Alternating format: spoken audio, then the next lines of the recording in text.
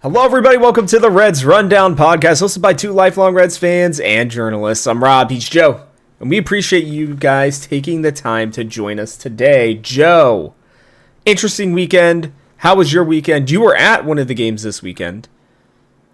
How's it going? Yeah, I had to make sure the Reds got the job done. I mean, I still haven't been swept, which has been nice, but it was a little bit of a up and down week, to say the least, again, which is just how baseball goes. But overall, decent week given the competition for the Reds. Decent week for me personally, so I think it's a good time to talk some Reds baseball. Yeah, I'm excited for sure. It was definitely an interesting week, to say the least. One that I think got our blood pumping more than a few times. We'll kind of go over that. And yeah, today we're going to go over those games. We'll go over the injury updates, some pretty big ones, I think, to discuss here. And just kind of see where some of these big names are at. We had a player designated for assignment, Joe, which was a pretty big deal. I want to talk a little bit about Tito and his decisions and the decision-making that has been going on lately. And then we will talk about the standings, and then we'll get into the Angels and Diamondbacks. But not before the question of the day. How do you feel about Jake Fraley getting designated for assignment? Let us know what you think in the comments below, or let us know on Twitter. Also, make sure you guys like and subscribe so you don't miss out on anything that's going on here at the Reds Rundown. Let's run it down here, Joe. The Reds started off the week with a 4-0 loss to the Phillies. It was a frustrating game, to say the least. There was no reason why the Reds should have done some of the things that they did. Andrew Abbott was awesome yet again. Unfortunately, though, Tony Santillan would give up a big home run to Kyle Schwarber after Abbott had pitched pretty much not a perfect game, but pretty close to it. He would be saddled with 3 earned runs, but he'd go 7 and 2/3 innings, 6 strikeouts. And Scott Barlow would come in and nail it down, but the Reds would not be able to get to Jordan Romano, who's been pretty awful this season. The newly signed Robertson and Kerkering. I don't even know how to say his name, but the Reds wouldn't be able to get it done, is the point. They'd lose 4-1, unfortunately, after another great Andrew Abbott start. They got to start getting this guy some freaking run support, Joe. That's the big thing.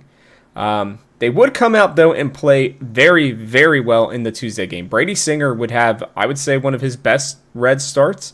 6 innings pitched, 3 hits, 6 Ks against a very, very good lineup. Sam Moll would ultimately give up 1 run, a home run to Bryce Harper when it wouldn't matter. The Reds would go on to win 6-0. Miguel Andujar would have a huge home run. Steer and McLean with some big hits as well. Steer with another big game. He is coming on in a huge way for this team. And yeah, the Reds would take that one.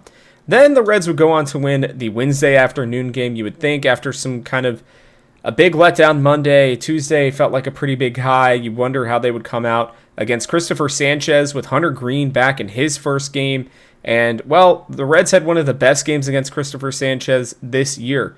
They would get him. He would still go 6 innings, 7 hits, but he'd give up 3 earned runs, 4 overall with a walk, 6 strikeouts. But Hunter Green was masterful. Yet again, Joe, he looked pumped up.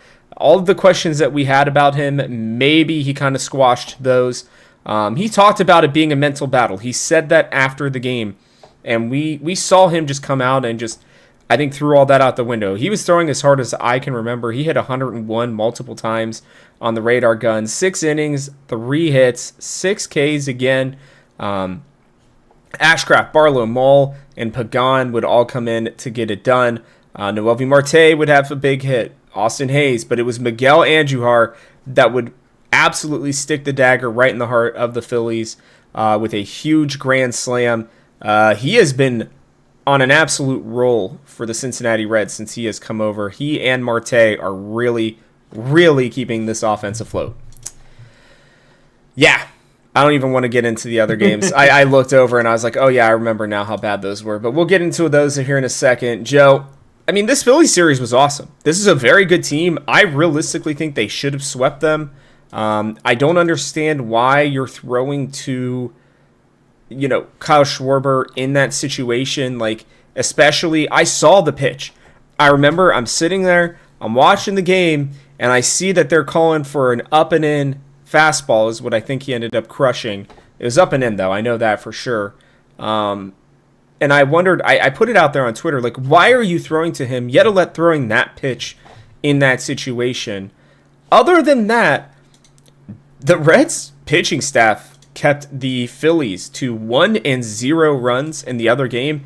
And other than the Schwarber home run, they kept a very potent offense to probably realistically 2 runs in the inning. At least the starting pitching did. Kind of crazy when you think about it. Yeah, I mean, the Schwarber thing sucks. It just kind of added on because it was 2-1 already. We were losing after the bad defense, and that was a major theme of the week was bad defense. It started in the Philly series with Lux. We've tweeted ourselves about that a lot and talked about it last week on the podcast. So it is very, I wouldn't say coincidental because we kind of expected it, but it is interesting that it popped up that first game after our last podcast. But he is Lux is heating up in the batter's box in a way that I think is like. It just really, I think I tweeted this out too. It's just really hard for Terry Francona to put a lineup in there that is going to, first of all, everyone complains about the lineup online every single day. It's kind of exhausting. I get it. Our team isn't the best.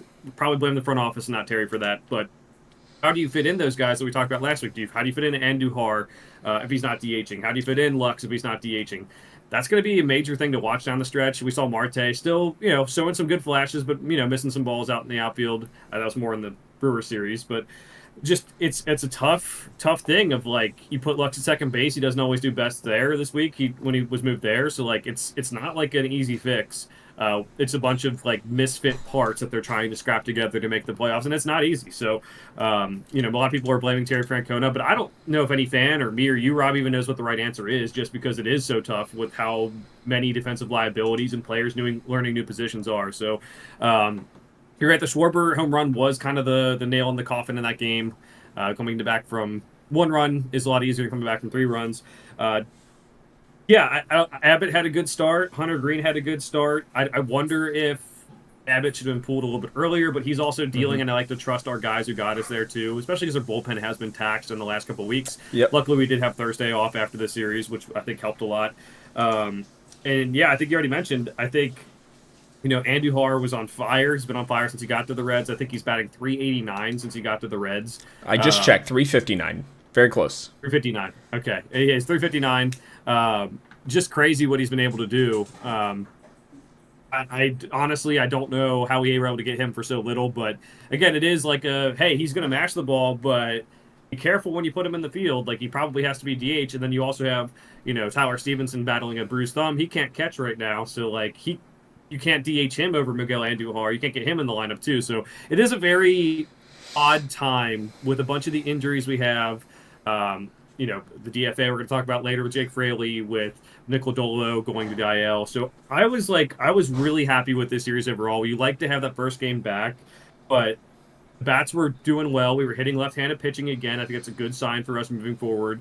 And I think this is one of the series of the year where it's this is if we make the playoffs, they're gonna look back and be hey, we stood up to one of the best teams in baseball, and we got the job done 1, 2 out of 3, and that's something that is not easy to do. And with such a tough week, it did take the pressure off of the Brewers series a little bit. Not that we didn't need to win the Brewers series to kind of stay in it. We just needed to win a game, and luckily we're able to do that. Yeah, it's interesting because the Phillies still are one of the best teams in baseball. A lot of people I think kind of forget that they are the 5th best team record-wise in baseball. So I think the Reds have played them very well. We saw that was the first series where it felt like this Reds team was starting to kind of figure it out. They did lose 2 of 3 in that one, but it felt like they were in kind of that position to do some big things. And what I love here is, I know that this will make fans happy. Miguel Andujar has played or had the same number of bats as Austin Wynns, Joe. And while Wynns does have a slightly better batting average, Miguel Andujar is walking a little bit more and striking out a little bit less. He's also not just doing all of his damage in one game, essentially. So what I like about it, in a serious note, is that he is spreading it out, and he's just so much better. I mean, when you look back, I'm looking at all the different guys they've tried to kind of bring in as that outfield bat. I know he's not technically an outfielder, but, he is, but he's not. But, Ryan Vilade, Tyler Callahan, Jacob Hurtubise, Garrett Hampson, Reese Hines, Blake Dunn, Connor Joe, Jamer, right? Like all of these different guys, and all it took was you give up your 22nd best prospect for Miguel Andujar. I mean, I think he's reinvigorated. It seems like he really likes playing here, and he likes playing on this team.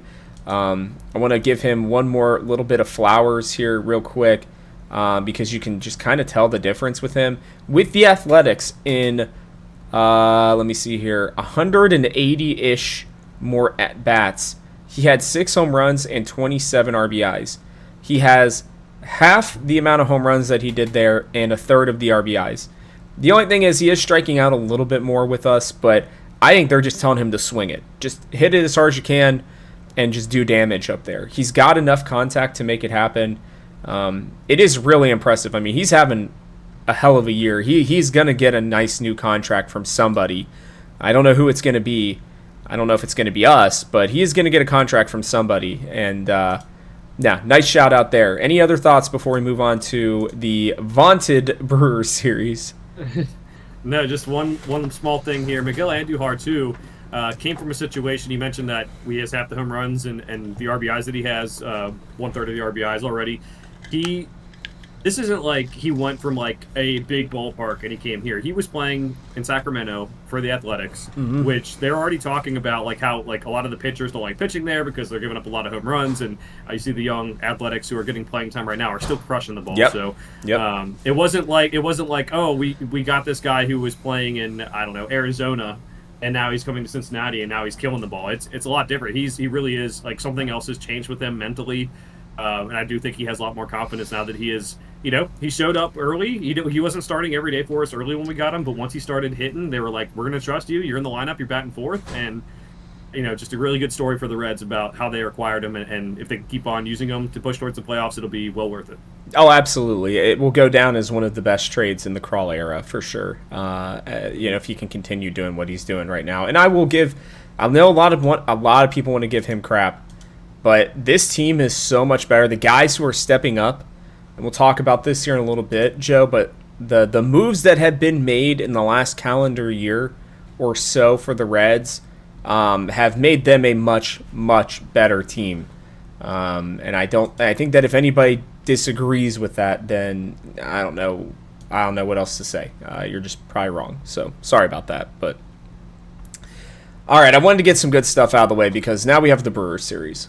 This team came in, they were hot. They were scorching hot. 12 in a row, I believe, heading into this. And in game one, it looked great.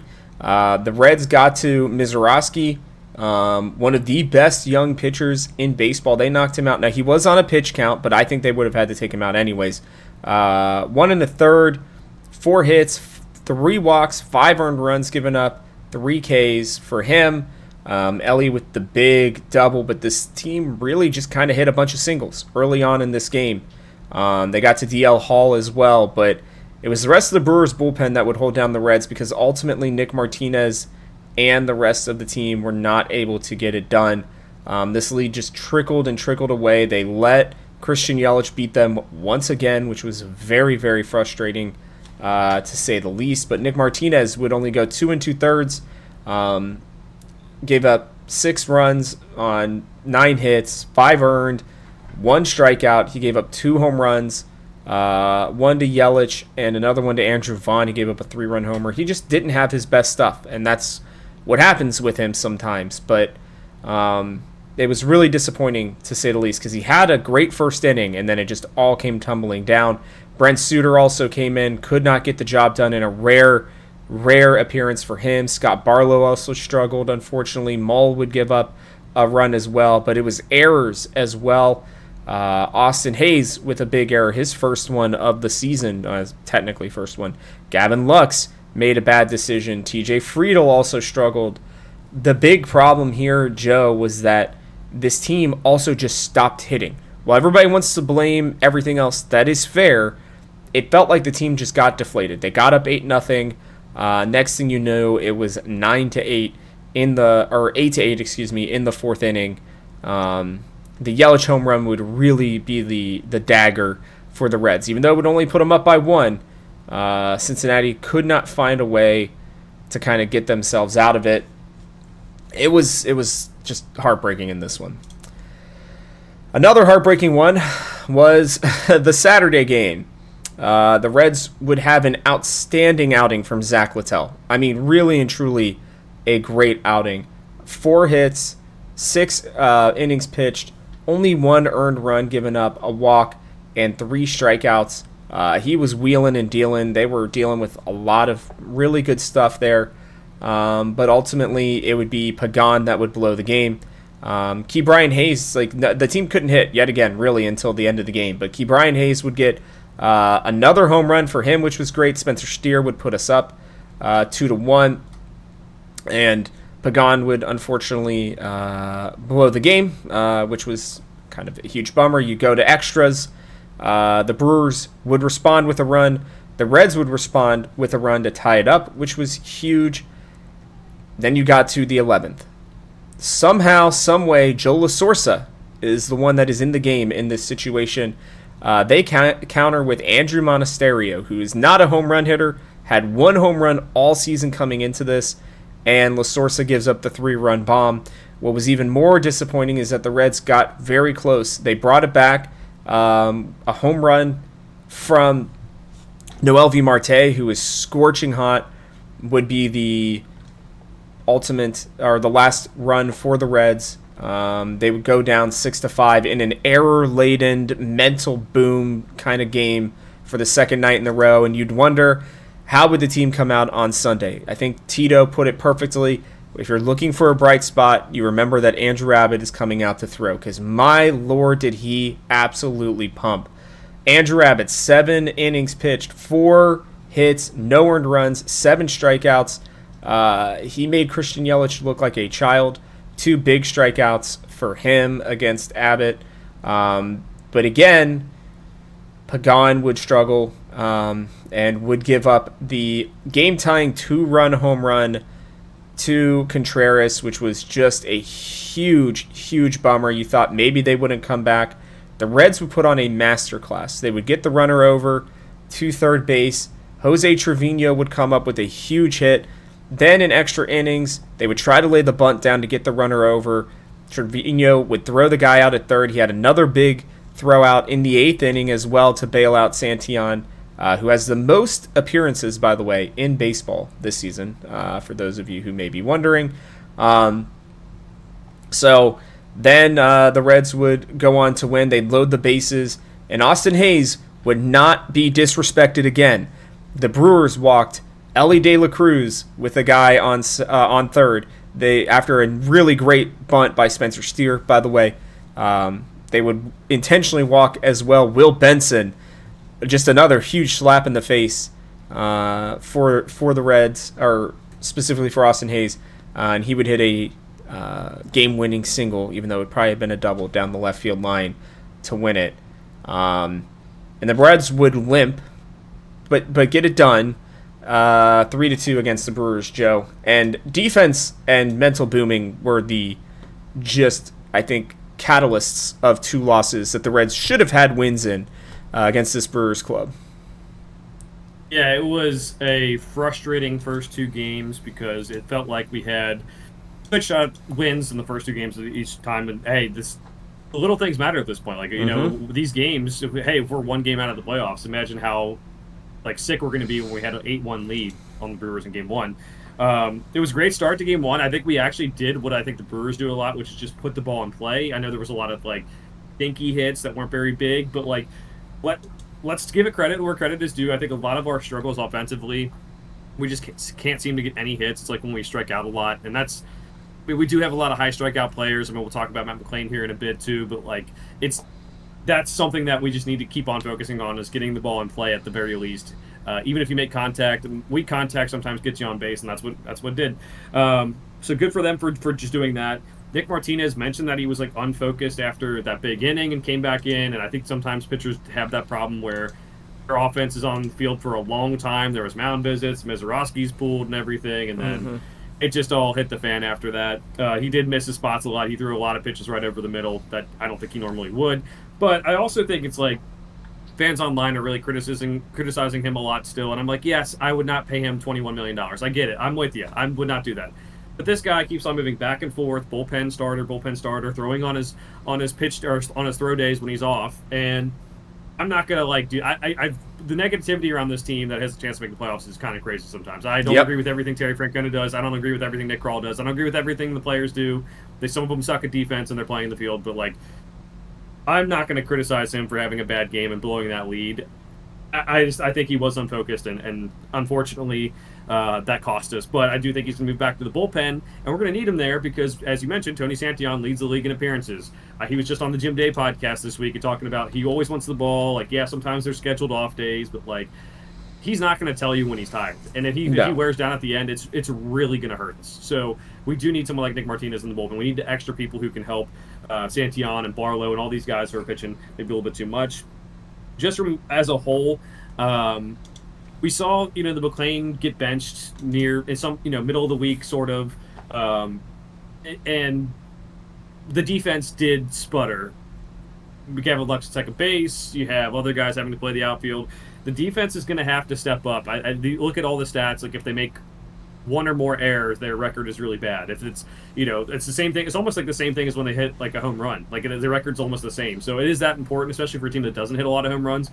Defense has to be more locked down. I think we all get frustrated with Ellie and the fact that the routine plays are there, and there's a big war online with Ellie too. Of like some people feel like they can't criticize Ellie, but it really is like he does get the most criticism because I think a lot of the plays he misses are the routine ones, but he makes some incredible plays too, and that needs to be noted as well. So it's time for him though to lock in. Time for the defense to kind of step up. Marte again. I'm going to keep on giving him benefit of the doubt. He's been right fielder for like 3 weeks, so I'm not going to be too mad that he missed a ball in the right field that kind of wasn't the prettiest. But then he made 2 awesome catches as well. So it's like one of these things he's still learning. But that's going to be the big thing I'm watching these next couple weeks is the power has been better since Andujar has come over. It seems like we actually have some threats to hit home runs, but like that defense needs to start locking in, and it's just. It cost us this week. It just can't cost us down the stretch because while we don't, like I said last week, had the toughest teams we were playing in a 1 week schedule with the Phillies and the Brewers. We have some interesting schedule notes too. Like we have 2 more West Coast trips still on the docket, and we typically do play up to our competition. And if we start losing games due to errors to teams that we should beat, I'll be very, very upset. More so than I will be even this week when we had a 3-3 week and probably could have gone 5-1. Or 4-2 at the very least. So kind of frustrating at times, but I think finishing on that win, getting on the right track, they're already on their way to Los Angeles or Anaheim or whatever you want to say to play the Angels. They seem like they're in good mood. They're wearing their football jerseys this week because it's the start of football. They're all getting that excited for that. Props to Tito for wearing an Ickey Woods jersey. I think Brad Mills is wearing an Anthony Munoz jersey, so that's cool too. Just an extra little tidbit in the middle there, but I think it's very important that we won that last game just to get the momentum back on the right track and to kind of like forget about the last 2 games where we totally blew games we should have won. You got to have a short memory, right? It is really the memory of a goldfish for this team, and I think that's something that they're doing better at. It's really frustrating because they are now. All right, I'm going to try to spin this positively, real quick, Joe. You just played 2 of the best teams in the National League, arguably, right? I think the Dodgers have been falling off significantly. I would argue that the Phillies and the Brewers are currently the best 2 teams. Maybe the Padres, honestly, with the way they've been playing. But theoretically, these are some of the 2 best teams in the National League. I think in a series, you can go toe-to-toe with the Phillies and beat them. I think if you play even slightly cleaner defense, like literally 1 less error per game against the Brewers, you're sweeping the Brewers. Like, it's literally that close. So, what this does for me is this should be the rallying cry for the Reds. I'm going to say it right into the camera, Joe. You guys are this close to being one of the best teams in all of baseball. All you have to do is just focus a little bit more and just get the routine plays done. If I am Noel V. Marte, I am having them hit absolute scorchers at me as for practice, like before the games, as many times as possible so you can learn how to get those reads. Those are the hardest plays. The mistake that he made was a line drive hit right at him, and he thought that it was going to die. It did not. It carried. he made that mistake and he missed it by, 2 inches? Maybe 3, right? Not much when he made that jump, okay? Gavin Lux, right? Like, he just got in his own head defensively. He is scorching hot at the plate right now. I mean, he is hitting at a very high level yet again. I think there's a lot of pressure on him. He's just got to calm it down, make it happen. Even Jake Fraley's error, right, is because he was pressing too much. Austin Hayes was pressing too much. They just have to take a deep breath collectively as a group, refocus in, and I think they'll be okay. They hit very well against a Brewers team that has been relatively stingy. They pitched very well against a very, very good, weirdly randomly good Brewers defense. Brewers lineup. The Brewers defense, by the way, too. I mean, they have these kids coming in out of nowhere, making plays where it hits off their glove, and he just happens to fall back right into his hand so he can make the play from third base, right? Like, there's a lot of little things that are happening there that, like, the Brewers aren't going to get this lucky all the time. I'd rather them spend their luck now, right? Like, I want them to go on another 5-game winning streak here against the Cubs. That's what we need right now. Like, they really do, because it doesn't matter. We've already played them. We need them to get the biggest lead possible so that they don't give 2 shits about what's happening in the Brewers or in our series against them in Milwaukee at the end of the season. What I'm fearful of is, I think Reds fans are not going to love this. We're going to have to go through Milwaukee twice, essentially. Should we make the playoffs, I'm pretty sure our first game. Now, I don't know if they have a bye or not, but there's a chance at least, depending on how many games they win, that we would have to literally just stay in Milwaukee for 6 straight games. So, that's a bummer too. But yeah, so I just want to say, like, they're close. And this series and this Phillies series should show that they can battle with everybody, absolutely, and they can at 100% beat them. They just have to kind of refocus, lock in, and get it done. So, trying to be positive there. There were a lot of errors. It was very frustrating. I had to turn the game off twice because I just was so frustrated and angry. I just couldn't handle it. So, I obviously had it on my phone, but I couldn't watch it live. So, that is what it is. You got any final thoughts on this Brewers series before we move on? No, I think you're right. Let's just forget about it for the most part. Remember that we ended on a good note, and just now take care of business in a week that maybe scares me more than this past week did. So yep, that's because it's how it goes. I will give, by the way, Marte and Santillan some flowers really quickly. Noelvi Marte, since moving to right field, has been batting like well over 300. He also only has 39 strikeouts, Joe, and 196 at bats. The season prior, he had 75 strikeouts and 229. So unless if he strikes out every single at bat here for the next 30 at bats, he's not going to catch that. So props to him for really just figuring it out. And Santillan, this dude has been absolute nails every season that he has been healthy. He had a 3 ERA last year. He still has a 2.84. He's got 27 saves. That might be, if it's not the best in baseball, it's pretty freaking close. So flowers to both of them. Let's move on to injury updates. Tyler Stevenson, you talked about, he has a thumb injury. Doesn't sound like it's too bad. It's probably just like, a slightly bruised thumb or something like that. Should heal. Hopefully he'll be playing again here soon. It would be really tough for them to put Trevino back out there again today. But they may end up having to. We'll have to see what happens. He seems to really want to do it. He had a great press conference. I don't know if you saw it, Joe, but really good for him. Nick Lodolo should be good.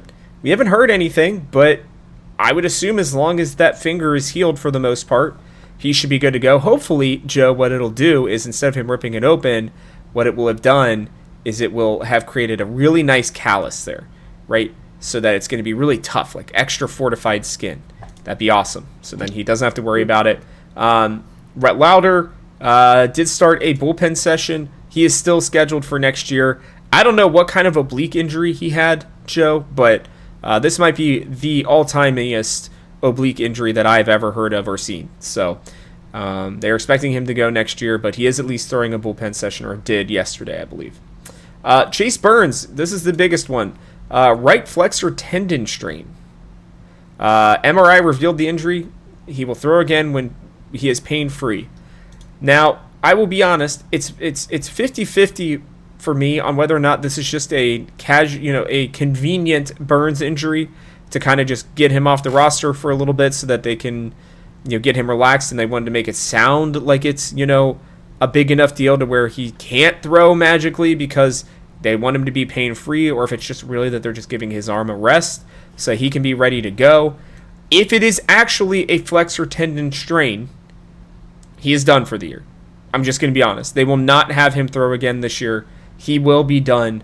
The fact that they did an MRI scares me a little bit, but I'm 50-50 because you could very easily be like, oh, he's pain-free again, 15 days later, and then he's back in the bullpen, not throwing as many innings, and you have an absolute just shut down guy. Like, this is exactly what you and I had talked about, right, where I wanted, like, an Adam Wainwright type run from a guy at the back of the bullpen, for a younger starter. This would be it, and I think he'd be perfect to come in for, one inning, maybe 2 innings, and just absolutely dominate for you at the end of a game. I mean, can you imagine having to go from Abbott to Chase Burns, within like a 3-inning stretch? Like, that just sounds pretty awful to me personally. But where are you at with these injuries? Sounds like we're going to get some help here soon. I don't know. Yeah. Yeah, I mean, Buldolo, they said he wouldn't take much more time in the IL, but we haven't had an update since before the Brewers series. We're now recording Monday morning, so hopefully there's something out there, and hopefully Joel rejoins the team, moves Martinez back to the bullpen, helps the bullpen as well. The louder stuff, like, it just adds to the list of injuries that has been very weird by this Reds team in the last couple of years, and maybe not even just the injuries themselves, but how they've been reported. I think when he initially got hurt this year, we were thinking, okay, he's going to be fine. And then... he comes back for a little bit, and like the reports are good, and then he gets hurt, and it's like, okay, it just has been so little reporting, and for a guy that I think we all expected to be a major factor for this team, kind of crazy. So I'm like you, expecting him to be ready for next season and not really putting too much into it, letting a battle happen, and let's see what he does. But then Chase Burns, it's like very much could be an injury that's not 100% real. It could be something minor. The MRI does make it a little bit more official, but the time that his time on the IL is up on September 1st when the rosters expand. That's what makes it so is it real? Is it not? And it came out of nowhere again, where it was it wasn't like where he was on the mound and we saw him get injured. It was just a random middle of the day thing, and that's what I think is going to have to be interesting. If he comes back September 1st and is fine, I'll say okay, it probably was fake. You can get in trouble for doing that, but be honest, to say a pitcher is hurt and having someone prove that he's not hurt is very hard. So, I think there's some tough decisions to be made. But to be honest, I don't understand if this is a fake injury, Rob. I don't really understand it. You could just move him to the bullpen now and be done, and move someone else out. I know we've been calling guys up and down because of injuries, and because Joe Sorso was up with us this last week.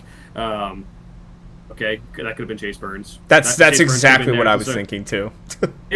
So I mean, I don't really understand it if it is fake, but it might also be manipulation in the other way, where they just don't want them to throw a ton of innings. They've been very protective with the young pitchers. They don't let them pitch after their college season is over when they're drafted, and then the year after is when they really do trust them to. Obviously, Brett Lauder pitched for us last year, a year after his college debut, or college after his draft. Chase Burns did the same thing. He pitched for us this year for a lot after 1 year off of or one MLB season off after pitching all college years. So I don't know. It's very odd and weird. I think the good news is that he could come back and provide some depth for this bullpen, and especially in September. Obviously, the rosters expand, but also him being a good pitcher could really help this bullpen and not feel like we have to use Santillan every day, or Barlow every day, or Pagan every day. It'd be really nice to have some more variation from our bullpen pitchers, which it has seemed like those three guys are the ones who are pitching all the time these days. Mm-hmm. Yeah, and that's the thing is, I think you're talking about September call-ups, by the way, and I think that could absolutely be the case when the roster expands. Then they don't have to use him all the time. They can just use him in very specific situations, which is what I think that they would want to do, honestly. It's weird, but September call-ups are coming, by the way, and there are a lot of decisions that are going to be made here very soon. We'll go through one here in just a second. The umpire scorecard came out, by the way, while we were discussing this because I was just checking Twitter for yesterday. How do you think it went? From my vantage point, which we sat in some seats, walked around the stadium a little bit. We never had a great view other than when we saw on TV. It was not great. I don't know. We're talking strike zone accuracy, like 90%. So ball called accuracy was 97%, which is pretty good. He was still right around the mean for accuracy and consistency, but his called strike accuracy was 81%. It was all that right side of it, and it was in favor of Milwaukee by 1.4 runs, 1.39. So, I mean, literally, essentially almost cost the Reds the game. Like, that is, when it's that close, that can be that way. Now, I don't think Mike Estabrook is doing that on purpose. I'm just going to be honest with you. Like, I know people want to get upset about that.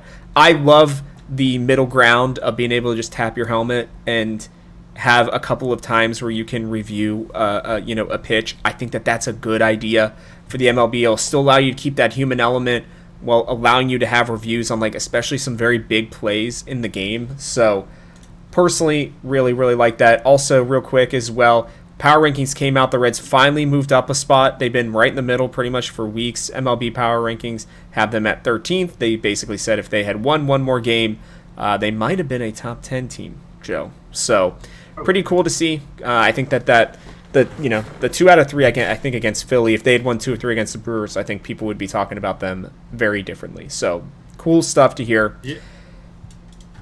Yeah, no, I was just going to mention about the umpire yesterday. Like, that 9th inning was atrocious. He missed so many calls. Horrible. There were. I mean, some of the calls were like 2 inches off the plate. Those happened, but there was some where it was very far off the plate. And again, I think specifically the fact that Hayes. we have a challenge. Yeah, it's the challenge system of being in the minor leagues and not in major leagues is kind of crazy at this point. I think it's going to come up next year. I think there's been enough incidents over the years where it's like, yeah, you don't have to actually get rid of umpires, but you can do something where it's 2 seconds is all it takes. It was literally just check. The 2 of the 3 most impactful calls were against Hayes in that at bat on back-to-back counts, by the way. So and it was the same pitch.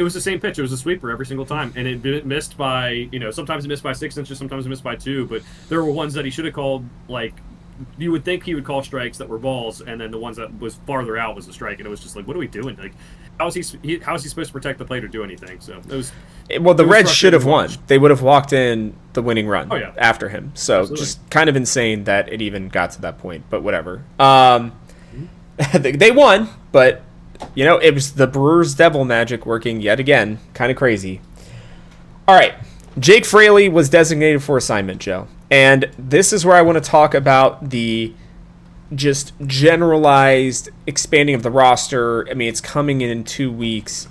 Fraley did hyperextend his knee. What an unceremonious way for Jake Fraley, by the way, to leave this team. I've liked having him on this team. I think he's actually been a pretty solid contributor since coming over. If you look at his seasons, 12 home runs, 259, 15 home runs, 256. Even when he was sick all of last year, 5 home runs, 277. He doesn't necessarily strike out a lot. He's a good at bat pretty much every time. He's a good guy to make contact. This has been by far his worst year, but I think it's because he's mostly just been pushed out of the lineup. He had been relegated to the 5th spot in the lineup. Tito basically said that they were doing it so that he could go play somewhere. I think that he got frustrated. I think he's been frustrated, and I think he may have just gone ballistic after getting pulled out of that game, to be honest with you. There's not been any reports or rumors of it. I'm assuming he went into the manager's office and just, let Tito have it or let whoever have it. And I think they just decided for him and for the team it was just better because, like, you're trying to make a playoff run. You don't want a guy who's that unhappy about being on the roster at all. It's weird because he's known for not being a selfish player, but it sounds like unfortunately a selfish act may have been what got him booted off the squad. But it is for me it's really sad. I think he's been a really solid guy that you could rely on. He was generally very good defensively. He had so many throws from right field to nail runners. Like, I don't know. I'm definitely disappointed in it, especially with, again, the expanded rosters were coming up. Like, they could have easily just put him on the DL for 10 days or whatever and he could have been on this team for the long haul. I personally think that this makes the Reds worse. I know there are a lot of people who think it makes them better because Will Benson will be up, but I think having a guy like Fraley, especially if you have like one injury, right? I really think he's a nice guy to have on your squad for those kinds of situations, but I don't know. Yeah, it was weird timing with the rosters expanding. It seems like he's just had enough. And honestly, once Marte moved to right field, he has to play every day. Friedel has to play every day in center. Yeah. Hayes has to play every day, whether it's left field or DH. Andujar, the way he's hitting the ball, has to play at DH every day, or the spot start in the outfield, which still scares us. You just can't have, Will Benson and Jake Fraley. I know fans have been like, want to keep both of them. They're just redundant. You don't play them against left-handed pitching. Benson, I think, has gotten more at-bats this year against left-handed pitching than Fraley, but you don't play them against that. While Benson, I think, has more athleticism and can probably provide more to a team off the bench, like, I don't know what you want. These guys are hitting 223s, Will Benson, and I do think that he's a good bench guy to have on this playoff run. Like, I think his speed and everything else, I think his defense is fine. Fraley's hitting 232. Like, what do you want to do? Like, for all the fans who are like, oh, Terry hates Will Benson, Terry, they're cutting Jake Fraley. I don't know what the rights. I would have probably waited until the roster's expanded and kept him on the roster just in case, like you were saying. But I also I wanted Will Benson down in AAA to keep on getting at bats and to keep on playing. Yep, to be ready. He was clearly not going to be getting. It looks like Jake Fraley was going to be the guy who went in against left-handed pitching. Right-handed pitching, and was the platoon guy there. He was going to get more playing time. Like, you just can't have, if there's two guys who do the same thing for you on the bench. That's not the greatest thing. So this will, I think, in the end, give us the best chance moving forward. It does hurt our depth a little bit, but just the whole back and forth with Benson and Fraley all year has been really frustrating. And it's not just like, I get like fans being upset with like, oh, my guy's not playing, Will Benson isn't playing, or Jake Fraley isn't playing. It has to be frustrating for them too, just like not knowing exactly when they're going to go in or like when their time's going to come. And I really do think that Terry probably doesn't really hate either of those guys. It's just the results on the field don't show what he prefers, which is guys who like make all the contact or have a higher batting average and play like clean baseball. We saw early in the season Fraley had some issues with like maybe running after the ball after a ball got hit over his head, and I just it's a tough look for the Reds. But something had to be done with those two because it's just redundant. So thank you, Jake Fraley, for your years here. It was not the way we wanted it to end with an injury and then DFA. Hopefully you do go somewhere and can play a little bit more, and maybe you can prove to be a better hitter with more regular playing time. That's just something that I don't think we were able to afford giving him. If he was going to get more playing time regularly, I think last year would have been the year to do it. I know his power was all gone, but like Benson was awful last year. So yeah, and if some of the fans out there that want their guy to be on the roster, play better, do better. Like Jake Fraley, I'm very happy with what you did. 232 average though, not the greatest. But I really do appreciate him for playing through so many things that were off the field as well. His injuries, his sicknesses, his daughter being sick with cancer and battling that. I appreciate that from him. I don't know what the solution is, and everyone just keeps on saying, "We'll bring up Sal Stewart and do all these things we're going to talk about in a little bit here," and it's like, is that objectively better than what you're doing now? I don't know, and I think that's going to be part of the issue with the Reds is like they have a lot of guys I think can be solid contributors to a major league team, whether it is Benson and Fraley in that same role where they're not playing every day, but they can be good off the bench in situations. But how many of those can you take? That's the thing. So I really I appreciate what he's done for us, but I don't really understand the timing of it. But at the end of the day, when we get to a playoff roster, you're likely going to have to pick between the two. So maybe they just made their choice early. I think that's what it comes down to. I think Will Benson brings an energy as well. I think he's just happy in a sense to be here. I think years ago he wasn't. I think he's matured now and understands that this is kind of his role. Here's what I'm going to say. Yesterday, when I'm looking for somebody to get a hit in a big moment, there are a lot of guys on this team including Ellie, who I love. I love Ellie, but I don't. Does he have a walk-off hit yet? I don't know. He's been walked a lot in those situations, but I don't know that he does. Benson has something in him for clutch time. And if you're asking me to have him or Fraley off the bench in the clutch situations, I want Benson. Benson's faster. He does have more power. Sure. I think in a regular role, Benson's going to strike out a bit. But, like, I really do think that he's got a knack for clutch. I mean, even yesterday, comes off the bench, gets a hit, right? They have to intentionally walk him out of respect for what he can do to get to Austin Hayes. Like, Jake Fraley's getting pitched to in that situation. Will Benson is not. So there is something to be said about that. And like you said, I think they made their decision. And that's what we're going to talk about now with Tito. I think this is a perfect time to do this. I wanted to talk about this, Joe, mostly because of the fact that I think Tito is learning this team and this roster and how the pieces work together. And I think it's going to sound bad. I think we have a really good shot to make the playoffs. We'll talk about that in a minute. But what this does is this gives me confidence for the future like I have not had in a long time. Watching the things that he is doing, right? Trevino, like, he is playing the guys who are getting it done. A lot of the, I think, questions that people had early on was like, is Tito going to be a my guy kind of guy, right? Is he going to be somebody who's just going to, screw over Will Benson to play whoever, right? No, he is finding creative ways and using players in such a fascinating manner.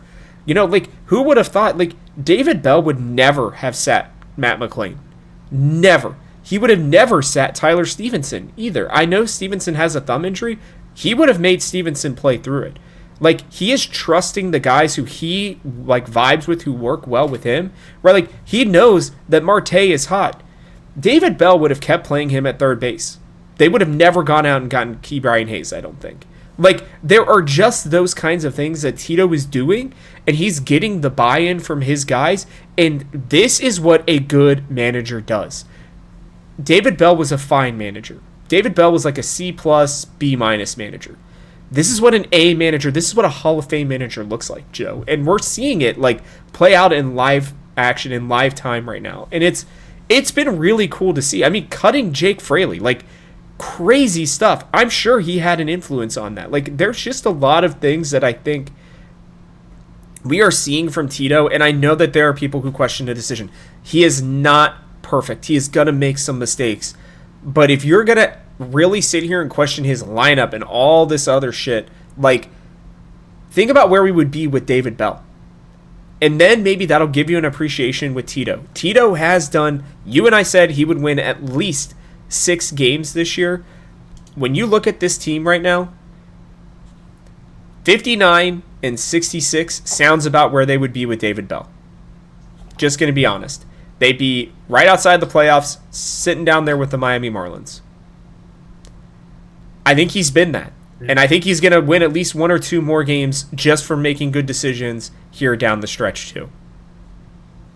Yeah, I think 500 at best is David Bell right now for me. Anyone who loves David Bell that much, I would give you 500 at best. That's obviously not where we are, and I do want fans to maybe appreciate that. Yes, he makes mistakes, but he has us in a better position than where we would have been. Mm-hmm. And you make a good point about trusting the players more, and not even I don't think he has his guys. I think he prefers guys who do put the ball in play. Yeah. He does understand analytics from his time in Boston. That was the big theme in Boston, but he. I think he knows not to trust it entirely. And, it's one of those things where, he has kind of had a good meld of it. He gives players – he's given Matt McClain every chance to do what he should do this year. And while, I don't think this is the end for Matt McClain, it's okay to put him on the bench for a while, especially with Gavin Lux hitting the ball. And you put him at second base, and that's fine. It didn't work out.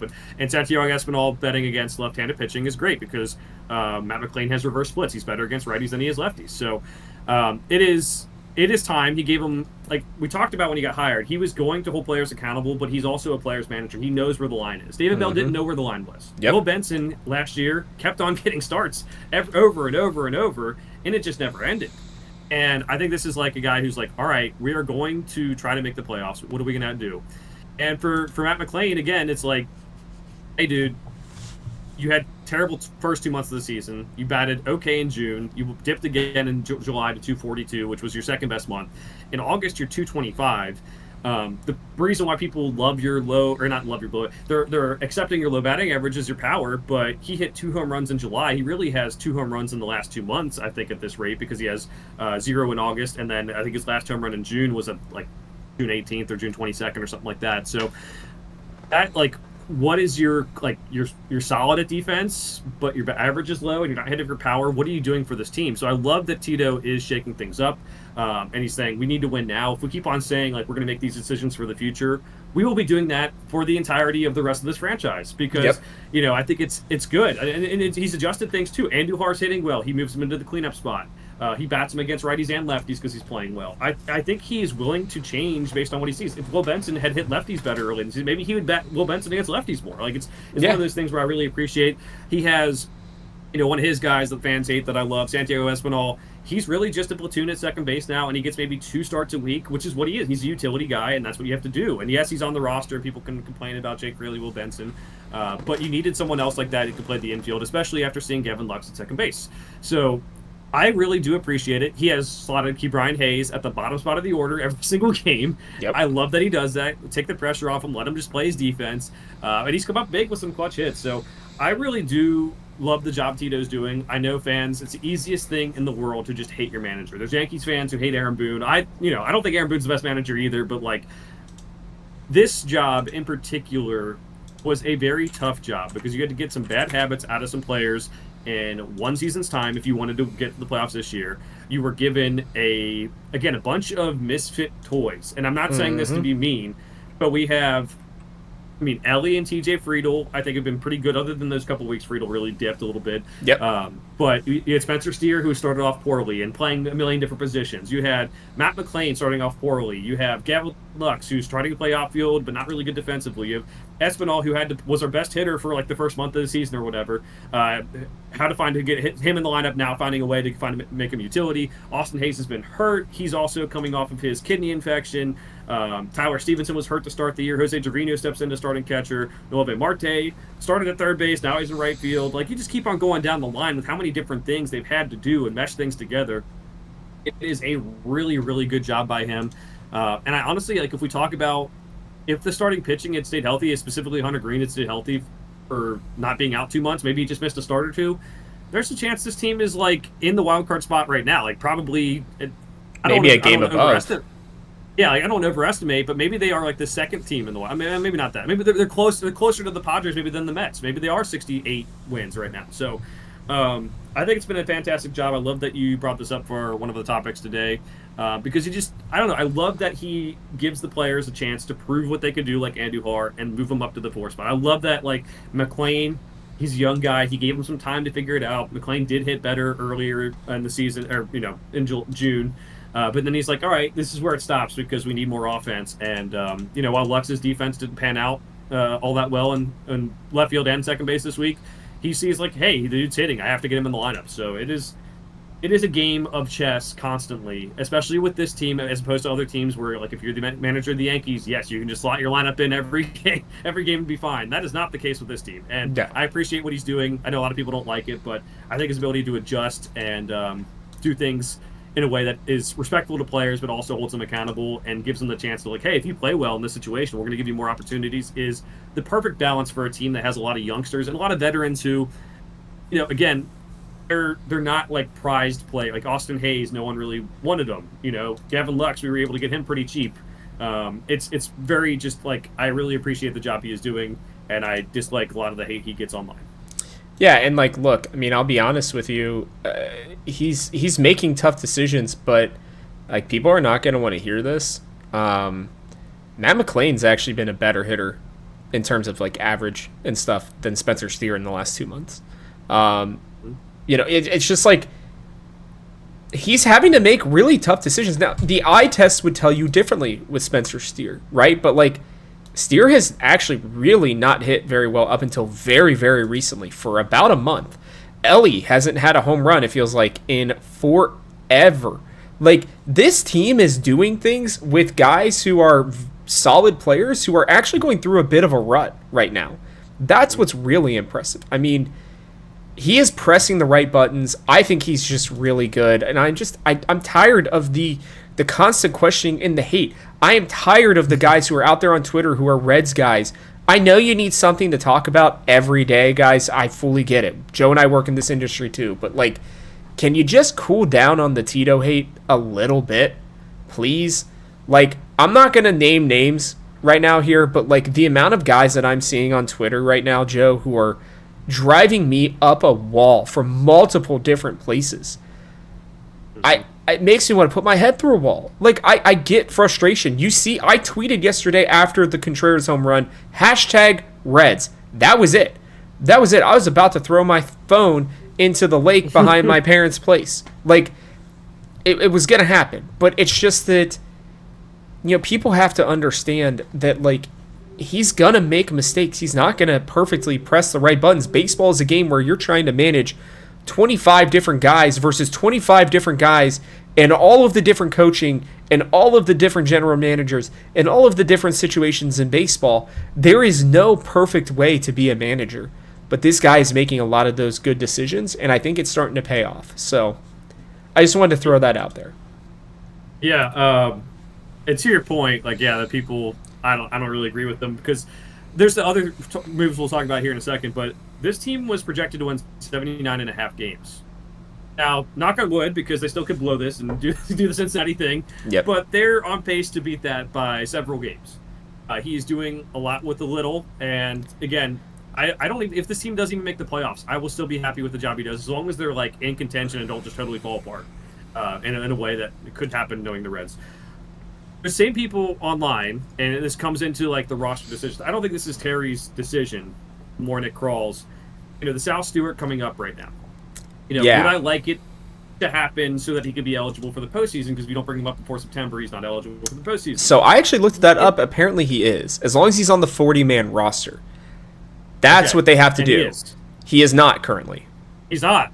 Okay. That's what the Reds need to do. They need to designate for assignment Ryan Valade, probably, is the guy, and they need to put Sal Stewart on the 40-man before September 1st.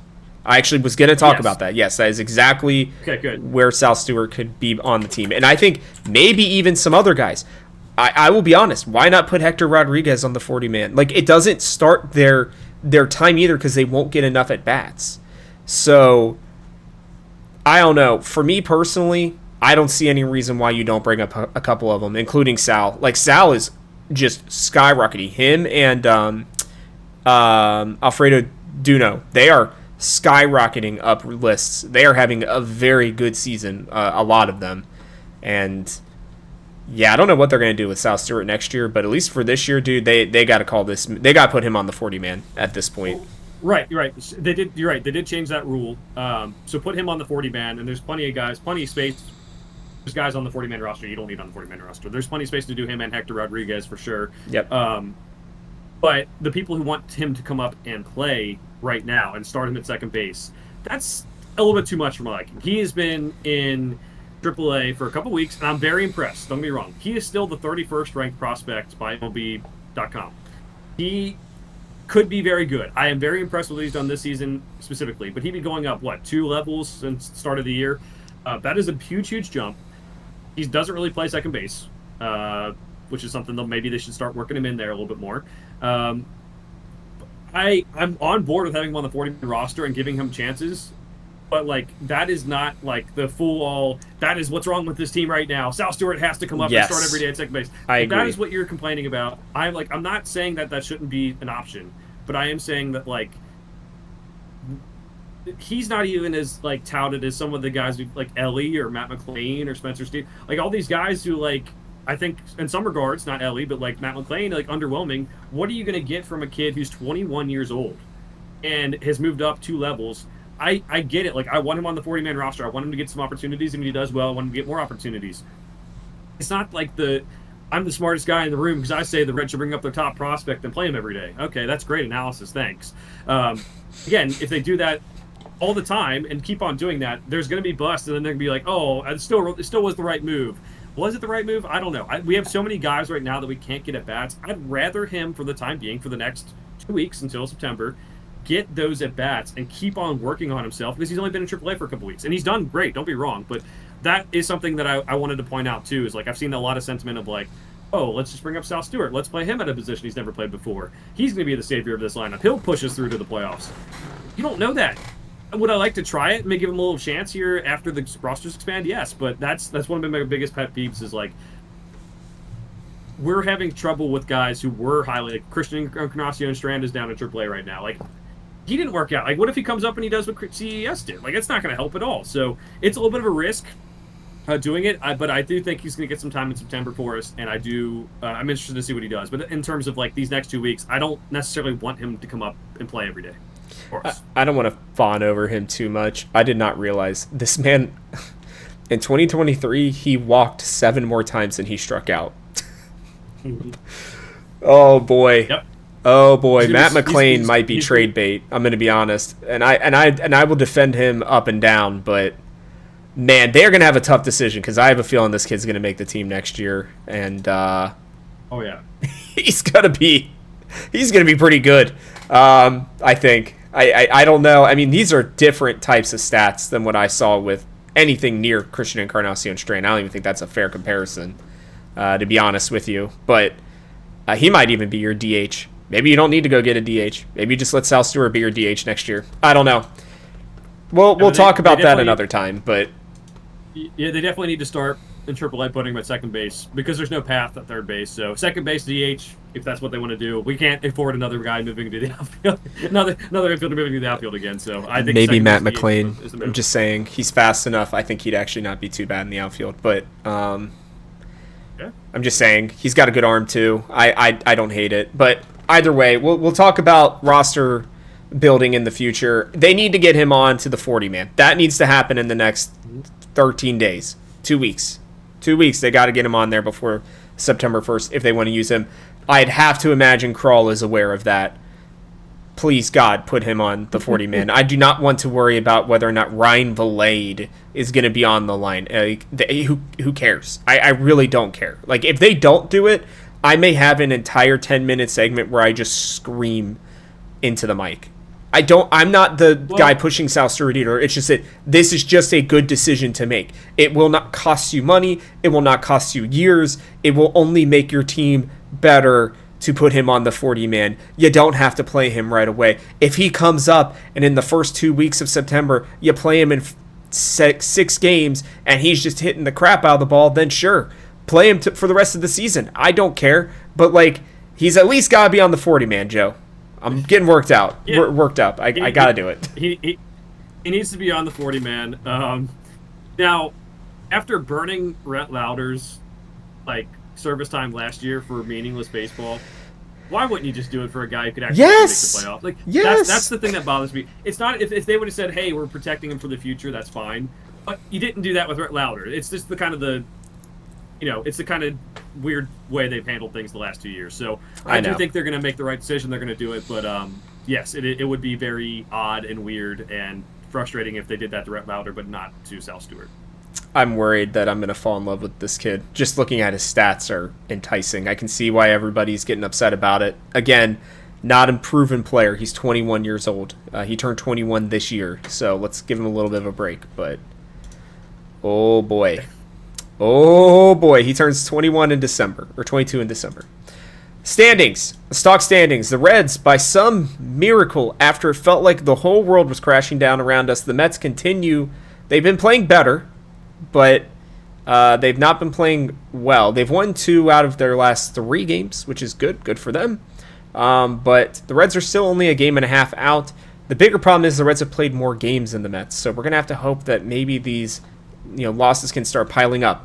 The Reds are still only 4.5 back from the Padres and 6 back from the Cubs. It may not seem, or it may seem insurmountable against the Cubs, but the Cubs do again. They play 5 straight games against the Brewers, including a doubleheader today. Now, the Brewers are going to be exhausted after a series in Cincinnati, but they've gone on multiple 10-game win streaks this year. They are a very good team. They're resilient. The Cubs have been falling off a little bit. They did win 2 of their games here at the very end, Joe. I think they played the Pirates, right? Yeah, so they squeaked out their series similar to us against the Pirates. They lost 2-3, they won 3-1, and they won 4-3. They have not been hitting very well for a while now. P. Armstrong has been struggling mightily. Their starting pitching has been great, but it's going to start falling off as well. This Cubs team, there's a very real situation that by the time the Reds are in Arizona, that the Cubs could only be about a half game up on the Reds. That is very, very possible with the schedule that they have. We will be watching that very intensely. What I wanted to talk about, Joe, and I guess, I don't know, let me see if I can bring this up here. How would I do this? I can put it over my face, maybe? I don't know. Let me see if this is going to work the way it does. Not really work. Okay.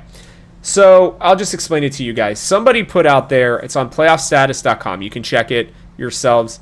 They basically put the percentage chance where the Reds would finish with a certain number of wins, right? So, for them to at least have even a slight chance of making the playoffs, Joe, they would have had to win 18 of their last 40 games. So we've played 3 games since this came out. We went 1-2, right? So they would have to win, a minimum of 17 of their next 37 games. So that would get them to 82 wins, would be terrible. If they were to win the rest of their games, they would have a 100% chance to make it in, by the way, and they would be, I think, at 101 wins, and they would still only have an 87% chance at being the 1 seed, which is kind of crazy. Where the perfect number starts to really come into play for them is 22 out of 40, which would be 21 out of 37 games, playing, I think it's 5 games, right? Yeah, 6 games above 500 for the rest of the season. That would get them to 86 wins. That would put them at a 56% chance of making the playoffs. It would be the first time that they'd have that sort of a bump up. If they were to do what you and I had talked about, which was about 87, 88 wins, if they get to 88 wins, which is a lot, to be fair, they would have to go 23-14. Okay? So a pretty substantial winning streak for them. But that would make their chances of not making the playoffs only 9%. They would have a 91% chance of making the playoffs if they were to go out and do that. But realistically, the number that we are shooting for now is 86 wins, Joe. 85 is close, but 86 is what really gets them there. So they have some pretty important games coming up. In my opinion, they need one more big win streak. They need to go on like a 4 or a 5 game win streak to really, I think, launch them into their best potential spot of making it. We also need, again, one of these 4 teams now, because, well, realistically, everybody other than the Brewers still has a chance to have a bad week and the Reds catch up with them, essentially. The Cardinals have played pretty poorly. They've lost 5 in a row. They're pretty much out of it. The Giants are 3-7 lately. They're out of it. The Diamondbacks, they just lost 3 to the Rockies. They're pretty much out of it. What are you thinking right now, Joe, at 1.5 games out? Yeah, I think I'm more just like, I think it's still going to be 87 or 88, regardless of what those projections say. I think this is a race that is not in our favor right now because of our schedule being so much tougher than a lot of other teams. But that means that we need to take care of business like we can this week, where we're playing teams that aren't really in it, and make sure we get some wins, even if they are on the road. You mentioned the Brewers-Cubs series. The Mets play at the Nationals and at the Braves. Now, the Nationals are 5-5 in their last 10. They're not as bad as maybe people would have thought they'd be right now. And the Braves, I think, are 8-2 in their last 10. So, really cheering for the Nationals and Braves this week to kind of help us out there. I don't expect the Mets to keep on sliding. Now, they did play in the Little League event on Sunday Night Baseball last night, so they're going from that. Now they're going to go over to Washington. They're on the road at Atlanta, so maybe that can kind of take them down a peg, maybe make them lose a couple more games than maybe they should. But I think it's fair to expect the Mets will probably win 3 to 4 games this week. and the Reds have to probably match that. I mean, not have to in the sense of like if they go 3 games below the wild card, I'm not going to be like panicking all over. But it is at the end of the season where it's be like, hey, you had this week where you're playing teams like the Diamondbacks who traded everything off, and the Angels who traded 4 things at the deadline, but kind of in a stupid way, and now are farther out. I think they're like the 4th or 5th worst team in the AL. So as bad as it sounds, like long term, I think the goal is still 87, 88 wins to get in. But short term, it's like, hey, man, just take care of business against these bad teams. We have plenty of games where we're going to probably lose or play up to the competition and surprise us again. We play at the Dodgers later. We play the Cardinals that always give us tough times. We play the Blue Jays. We play the Mets and Padres themselves. That's kind of a series to kind of that week to kind of circle. We have a Friday through Wednesday with Mets and then Padres. It's going to be tough. And, as much as we are hoping to win, we also have to hope that one, like you said, Rob, that one of these teams keeps on falling, whether it is the Mets or the Cubs.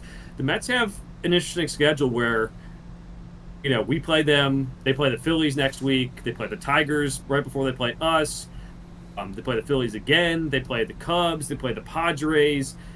The Cubs series, specifically the second last of the season, that could be the one where it's like, hey, they played the Cubs the last week of the season. Second last series of the season. We played the Brewers the last series of the season.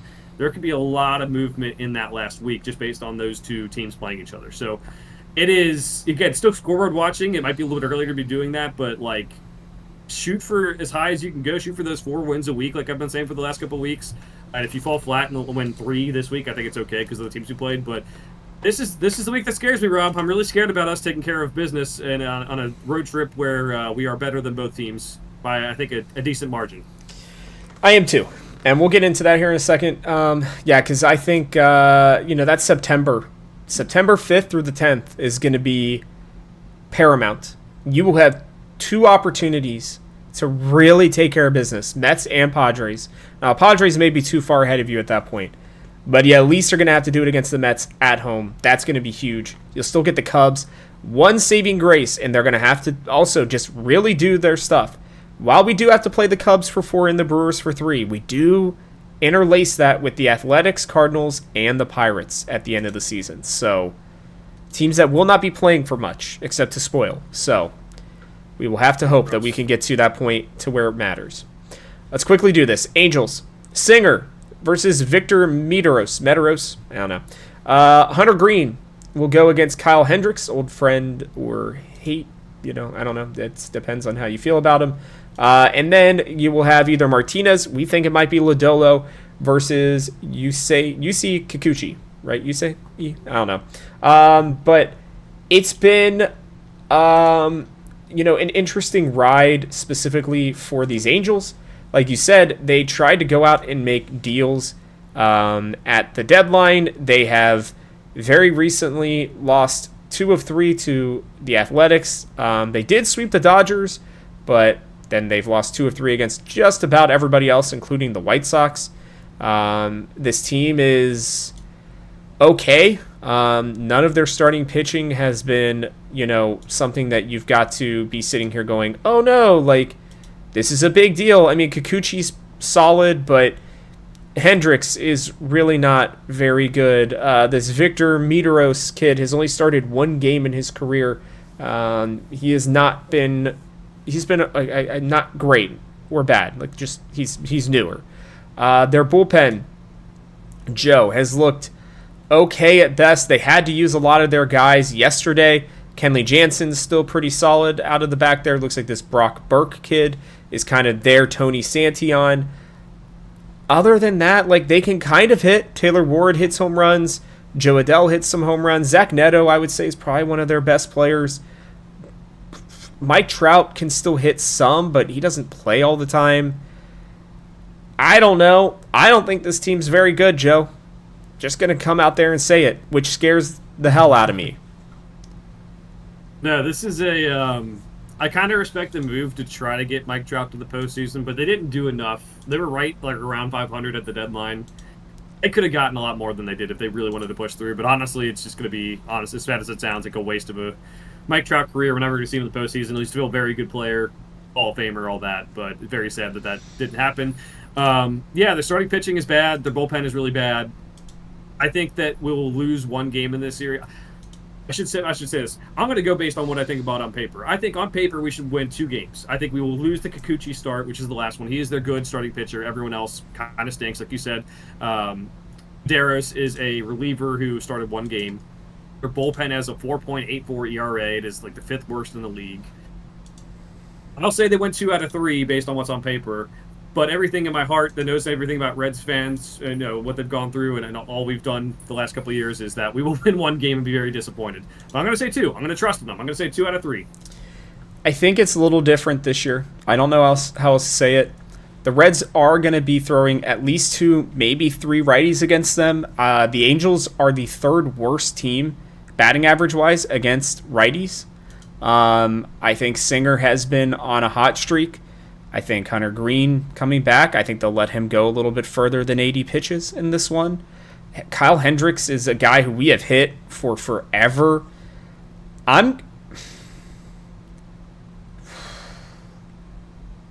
It's a road trip. I'm going to go 2-1. I'm going to go 2-1 just because it's a road trip. Yeah. If this was at home, I would pick 3-0 without blinking an eye. I think they'll find 1 game to lose here. It may even be the one tonight, to be honest. You're coming off such a high, but they did leave pretty early. They should be well rested. That shouldn't matter too much, hopefully. I want to go 3-0. We are that much better than them, but I think for now I'm going to go 2-1, and we'll move on to the Diamondbacks. I really did, Joe. I want you to know I really wanted to go 3-0 there. They should, but they won't probably, so it's fine. All right. Diamondbacks. Here we go. We got Littell versus Ryan Nelson. Andrew Abbott versus, I'm guessing it's Nabil Krismat. That's who started the game before Zach Gallen because he will be going against Brady Singer. This team is having some really weird issues, Joe. They just got swept by arguably the worst team of all time. I know they've been playing a lot better lately, but the Rockies still have that chance to be the worst time. Sorry, they didn't get swept. It was a 4-game series. They lost 3 of 4, though. They've lost 3 in a row against a very bad Rockies team. This team thought maybe they could make a push-ish. They've not been very good. Obviously, Suarez is gone. They still have Corbin Carroll. They still have Ketel Marte. They still have Lourdes Gurriel, Geraldo Perdomo.